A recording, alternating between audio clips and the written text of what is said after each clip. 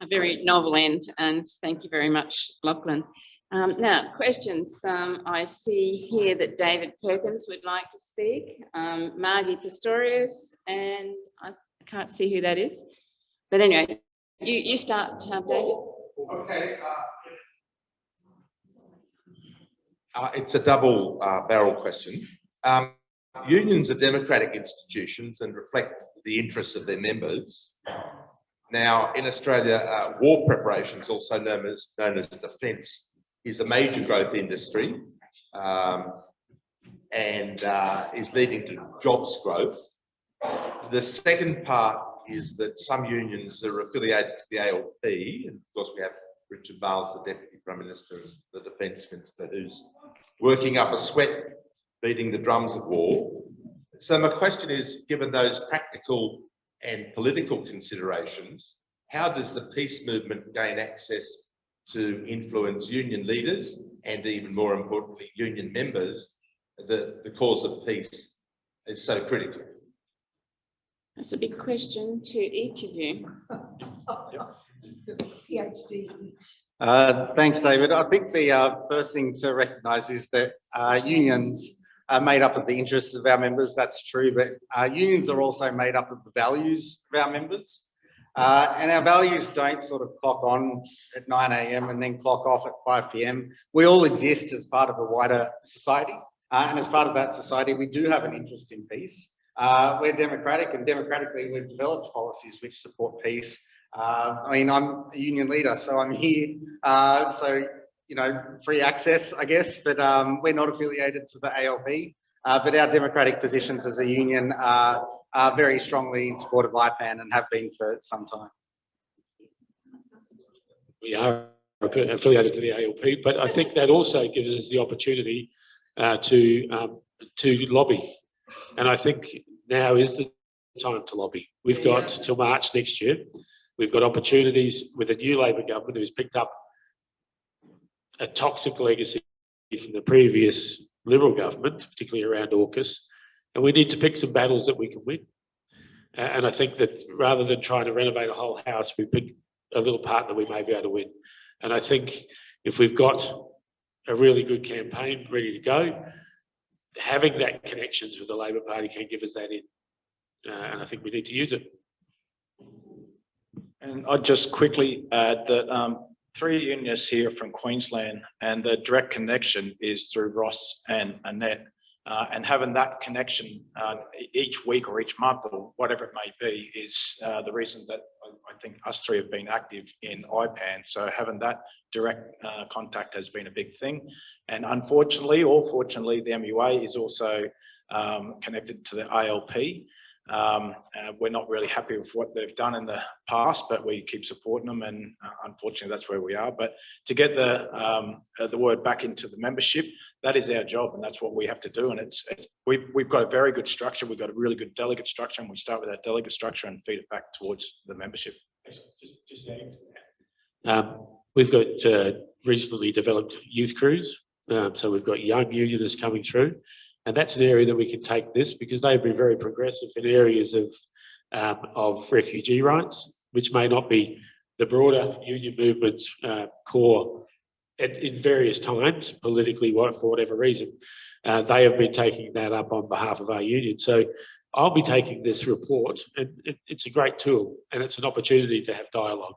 This report back and making sure that it gets on the agenda for our structures. And our networks within our union. And I think that from there, we can develop those campaigns that we need to have. Well, following on from my comrades here, QNMU, Annette is a fine example of a QNMU member. My point is, oh, me? Oh, sure. Oh, you shouldn't ask someone like me to stand up at the microphone. No. Next month, QNMU has a journal that comes out 4 times a year, and next month one of our main feature stories is going to be IPAN. Our 69,000 QNMU members in Queensland will be invited to join IPAN. I wish they all read every page of the journal, but they will read our article And I know that the editor of the journal has interviewed Annette, and a big feature will be coming. So I won't keep on, except that we do have a number of members who are interested in social justice interests. Of course, many of us are. And we too try to promote those ideas by having forums. We have an annual social justice event that Annette came to, and we also have meetings with members who are interested in climate change, refugees. We were in unions for refugees and Indigenous rights, gay rights. Thank you. I'm going to stop because, thank you. Now we have, I'm just going to go to Margie first in the interest of gender balance here. So Margie, and then, I'm sorry, I don't know your name. Paul, you'll be next. Yeah. Yeah, actually, you know, you've just answered a lot of this, what this question is about. And so, I'm going to ask it from a slightly different perspective. I'm also a great fan of Harihana. I'm doing a regular set of workshops with climate activists at the moment. And her recent work at the Prisons of the People, she outlined, she says one of the key elements is independent thinking strategists. You need a massive sort of web of independent thinking of strategists. And the definition of independent is that they're not beholden to anyone. And when I started to think about what this meant in Australia, I thought that means they're not in the Labor Party, is what I thought, because they can be pulled off by the Labor Party at that moment. You need people to move forward, you need people to go that way, and you want people to come together. And if you have a union movement that's beholden to the Labor Party at that moment, they can pull people off. So my question is very similar to what you just said, is how do you maintain independence so that the Labor Party that is corporate driven can't drag you with them at the moment we need you with us? I would say that the Labor Party tries to move away from us probably more than anything, because if we take illegal action, which we happily do if we have to keep these corporations honest, the ALP doesn't support us in that, and we don't care, to tell you the truth. Yeah. The ALP is essentially a tool for us to use, and when we can use it and try to advance our cause through, and we'll do that. But we've got our own agenda, and we'll be sticking to that. We have monthly meetings, and we've had them for the last 150 years. Members come there, they put their views across, and that's the leading voice in our union. Yeah. A little bit of a side thing. Prior to the 2012 election, when Campbell Newman was elected, the Labor government in Queensland embarked upon a privatisation campaign around railways, and we took them on. We don't pick sides when the membership or the issues that affect our members cross party lines. We took on the Labor Party. Our state secretary got kicked out of the Labor Party. Our assistant state secretary got kicked out of the Labor Party. But we took them on because those were not in the interests of our members. So that's, to answer, we're not beholden to them. That's right. Yes, this gentleman here who's had his hand up for a while. Yeah, Paul Adolf. I just want to congratulate the Queensland branches of the Electrical Trade Unions and Maritime Union of Australia for coming out and taking a position against the AUKUS alliance. And I think that that's great. It shows initiative on the part of the union movement in this debate. And also, I think, given that, you know, this conference has shown that, you know, there's a sort of a general mobilisation for war and preparation for war, I think that the union movement has to come out more forthrightly and join with this movement in getting out on the streets and protesting against this move towards war. So, you know, I think it is getting time for taking action, and I think we can look to the example of the Vietnam War, where the unions got out on the streets together with the protest movements. So there's some clear examples from Australian history. Thanks very much. I'll take that more of a statement. And if you, yeah, you're quite welcome, but we'll move on to the next thing that needs to happen after that. Yeah. Okay. Paul, I can assure you, if IPAN or ICAM come to us and say there is nuclear weaponry coming to the port, it will not be getting discharged. It will not be getting moved, and the port will be getting closed down. We've done that through history, and we'll continue to have that stance. The next big march on the street, I think, that will involve IPAN in Brisbane would be that Brisbane has been earmarked as a nuclear base refuelling depot, submarine base, I mean. So that will be our focus for the next couple of months, to try and march on the street to make sure that doesn't happen.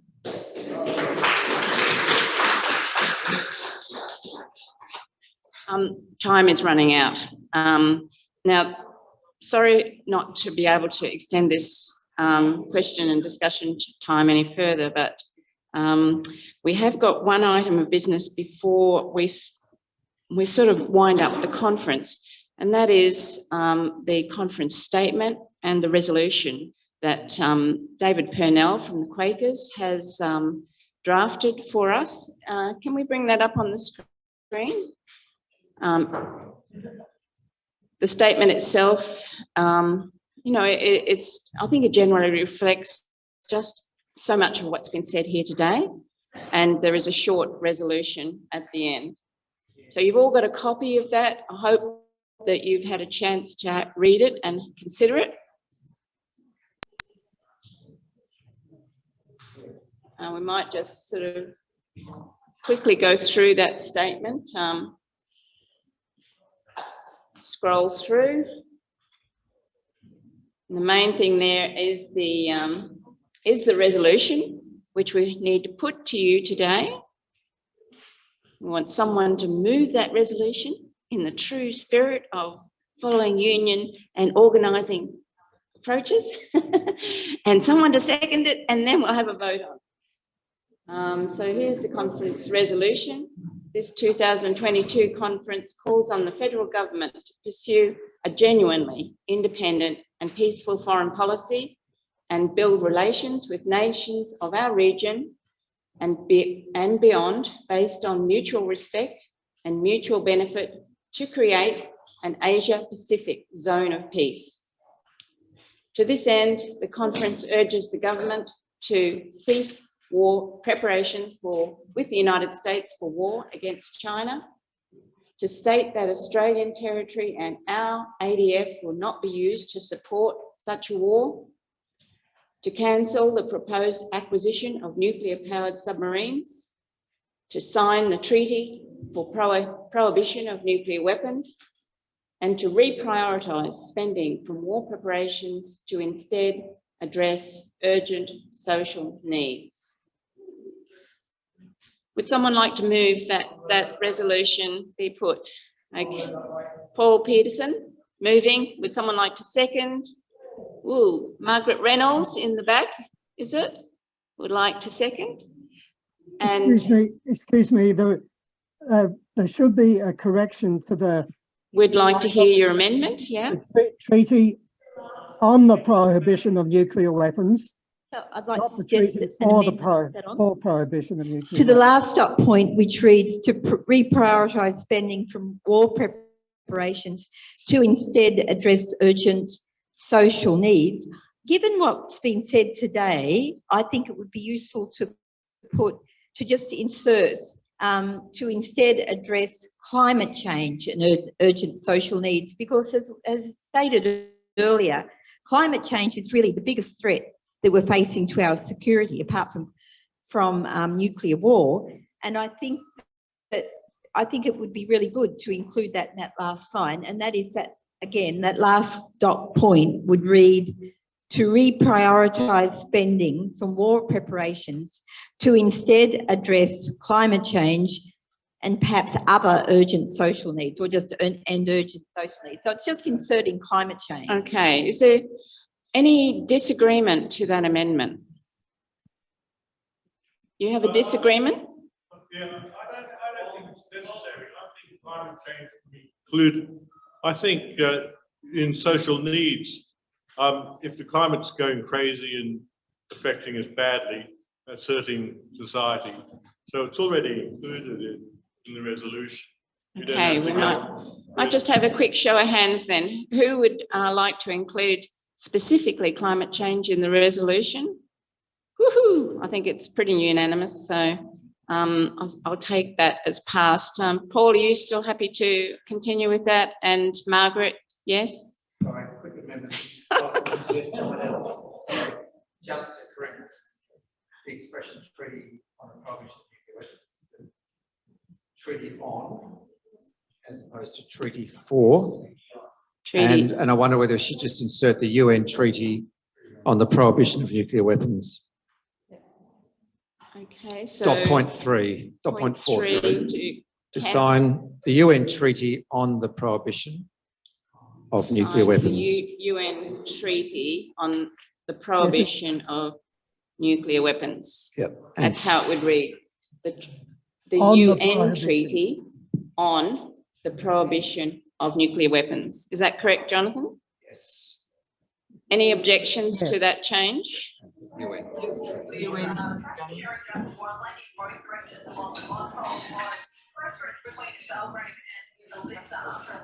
Jonathan, is it the UN treaty on the prohibition of nuclear weapons?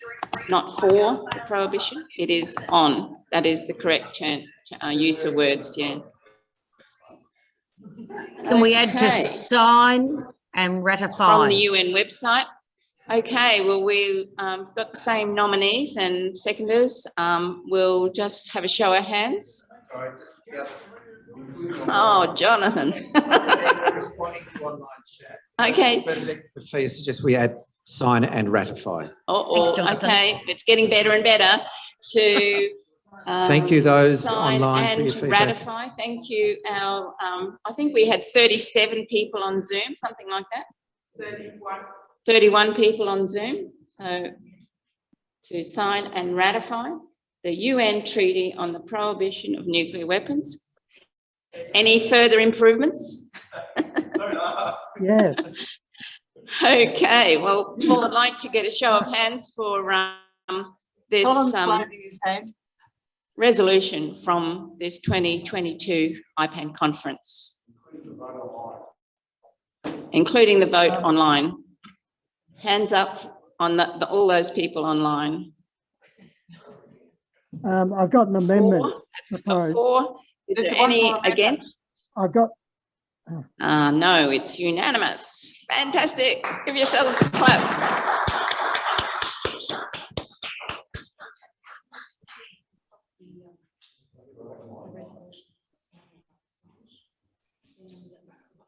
It was passed.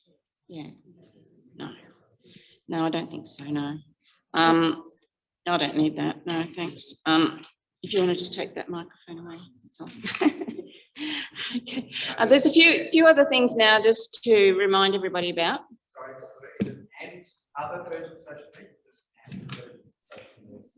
And other urgent social needs. Okay, so although we're coming to the end of the conference itself, but as you know from your program, we have a beautiful ending event for the conference. At 6 p.m, the chorus of women will lead us in a lantern parade and some beautiful singing. But I want to remind you about a few things. Oh, Ross is saying we need to get everyone up for a photo before everyone leaves. But evaluation forms you've all had, please don't take them home and forget about them. Fill them in today and leave them with us. I want to thank David Bradbury for the amazing work that he has I can't imagine how many hours went into that film that David showed on the opening event last night. I'd like to remind you that this is all done voluntarily and urge you to consider making a donation to Frontline Films. David really just runs this on his own labour and he doesn't have any other source of income. So please consider going to Frontline Films and consider making a donation to the amazing work that David continues to do. You can talk to him here this evening as well about the potential for donations. I'd like to remind you about that this is maybe the end of the conference today, but tomorrow is another day. Tomorrow morning at 7:30, we will be gathering at Melbourne Avenue with placards and banners to picket politicians arriving to work at Parliament House. And it will be followed by, at 8:30, picket weapons manufacturing trail demonstration against the power and the role of those corporations that we've heard about today. And I'll get someone else just to talk about that before we finish. The other thing is, again, we've heard so many great ideas for action.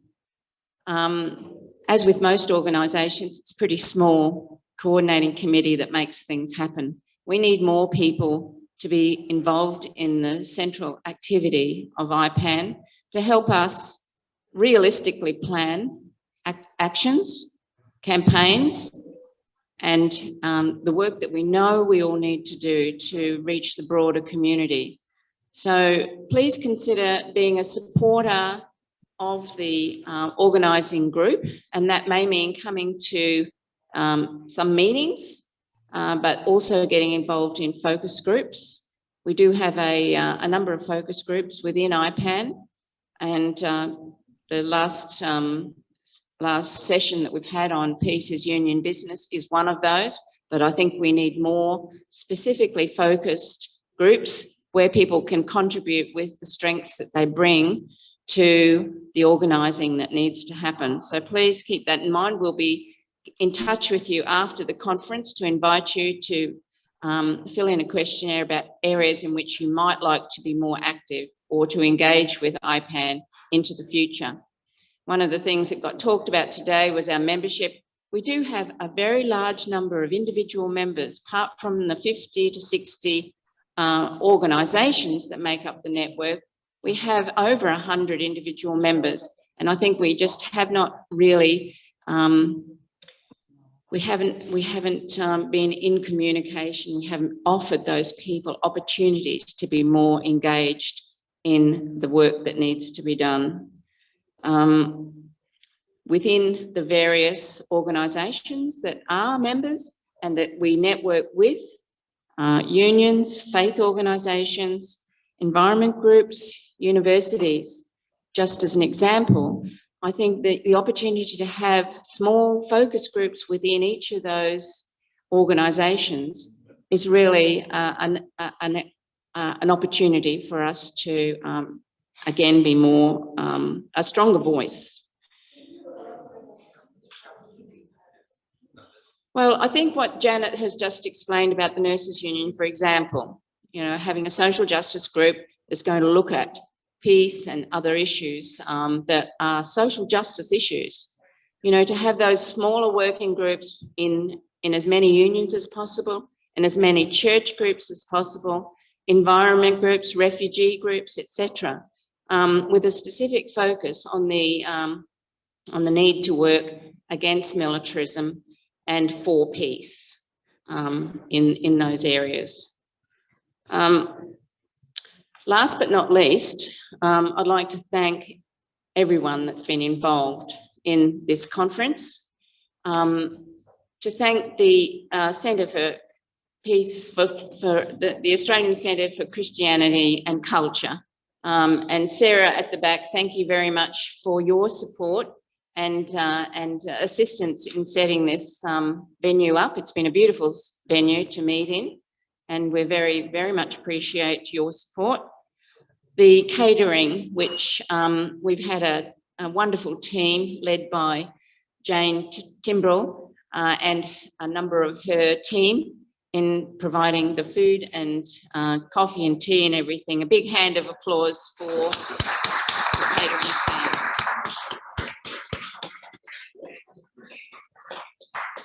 the AV team, which we've had expressed our thanks before for, but with Phil and Shanaz and Kate managing all the AV and all the texting and tweeting, and Gary, another big thank you.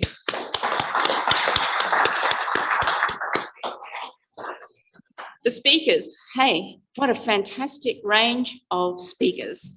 Thank you to all of you who are still here. It's been a really diverse group of speakers, and very impressively, a much younger set of people. And again, that gives us all hope that there is real power in the younger generations coming up. We might be the organisers of this, but without those people with expertise and the willingness to share it, we would not be moving anywhere. So I'm looking at Emma right now, but she's just an example of that group. Thank you so much, Emma, for making the journey away from your family and coming to this conference.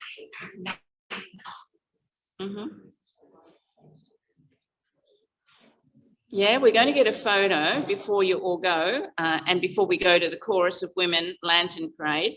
So how do we want to organise this photo? Yeah, I want to make sure if